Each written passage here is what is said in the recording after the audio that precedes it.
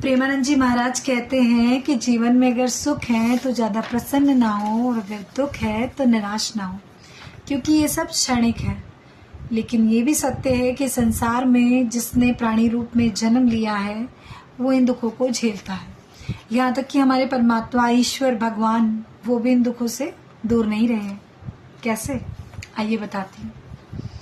वो कृष्ण है जिससे अपने सारे दुख बताते हो। क्या उसके हिस्से के दुखों को कभी जान पाते हो?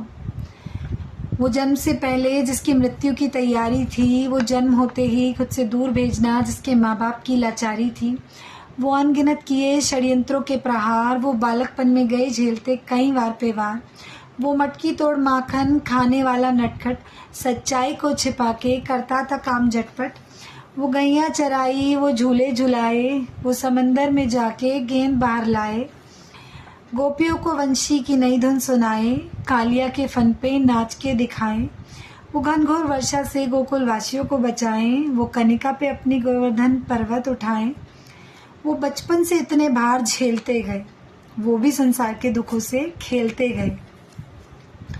बचपन से जब जवानी में कदम आया, प्रेम उनका भी छूट गया, जो थी दिल के सबसे करीब उससे नाता टूट गया।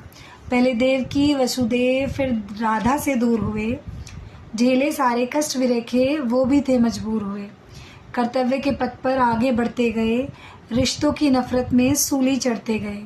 मामा ने जीना हराम किया, फिर बुआ ने बदनाम किया, छलिया कपटी कहकर उसको फिर सब ने अपना काम किया।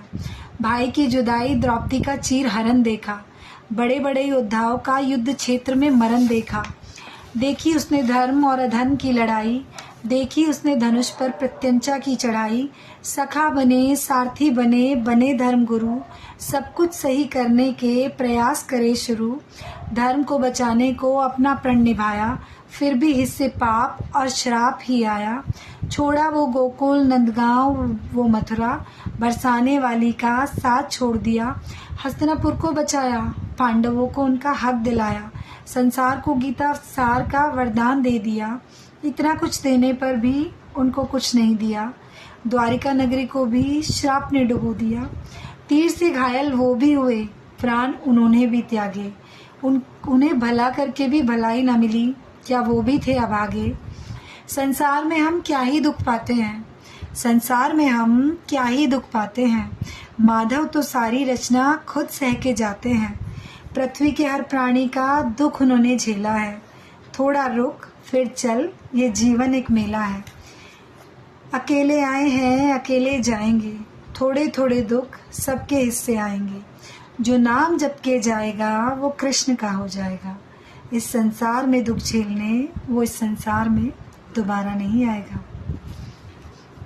तो बात सिर्फ इतनी सी है कि अगर आपको बार बार जन्म लेना है तो बार बार सुख और दुख झेलने पड़ेंगे, लेकिन अगर इन चीज़ों से दूर होना है, मोक्ष पाना है, तो नाम जप करिए। Thank you.